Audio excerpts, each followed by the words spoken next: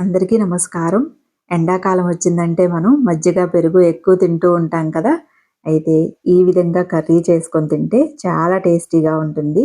సొరకాయ, పాలకూరతో మజ్జిగ చారు. టేస్ట్ అయితే చాలా బావుంటుంది. ముందుగా స్టవ్ ఆన్ చేసుకొని బాండీ పెట్టుకొని ఆయిల్ వేసుకొని ఆవాలు, జీలకర్ర, ఎండుమిరపకాయలు, పచ్చిమిర్చి, ఉల్లిపాయ ముక్కలు వేసుకొని దంచుకోవాలి. కరివేపాకు ఉంటే కరివేపాకు కూడా వేసుకోండి. ఇప్పుడు రోట్లో వెల్లుల్లిపాయలు వేసుకొని, ఒక స్పూన్ కారం వేసుకొని ఇది చక్కగా పేస్ట్ లాగా చేసేసుకోండి. ఇప్పుడు ఈ పేస్ట్‌ని మనం ఉల్లిపాయలు వేగిన తర్వాత ఇందులో వేసేసుకొని పచ్చివాసన పోయే వరకు వేయించుకోవాలి. వెల్లుల్లి కొంచెం పచ్చివాసన పోయిన తర్వాత ఇందులో చిన్న పాలకూర కట్ట తీసుకొని ముక్కలుగా కట్ చేసుకొని వేసుకొని, అలాగే సొరకాయ ముక్కలు కూడా వేసుకోండి.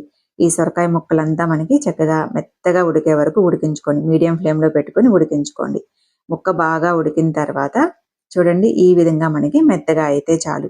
ఇప్పుడు స్టవ్‌ని సిమ్‌లో పెట్టేసుకొని చిక్కగా ఉండే మజ్జిగ పోసుకోండి. టేస్ట్‌కి తగినట్లుగా ఉప్పు వేసుకొని కలుపుకొని స్టవ్ ఆఫ్ చేసుకోవటమే. రైస్‌లోకి చాలా టేస్టీగా ఉంటుంది. ఎండాకాలంలో చక్కగా మనం రెగ్యులర్‌గా మజ్జిగ, పెరుగు ఇలాగే కాకుండా ఇలా కర్రీస్ లాగా కూడా చేసుకోవచ్చు. టేస్ట్ అయితే చాలా బావుంటుంది. రెసిపీ ఖచ్చితంగా ట్రై చేయండి. మీకు గనక నచ్చితే కామెంట్ సెక్షన్‌లో కామెంట్ చేయండి. టేస్టీగా రైస్‌లోకి చాలా బావుంటుంది. ట్రై చేసి చూడండి.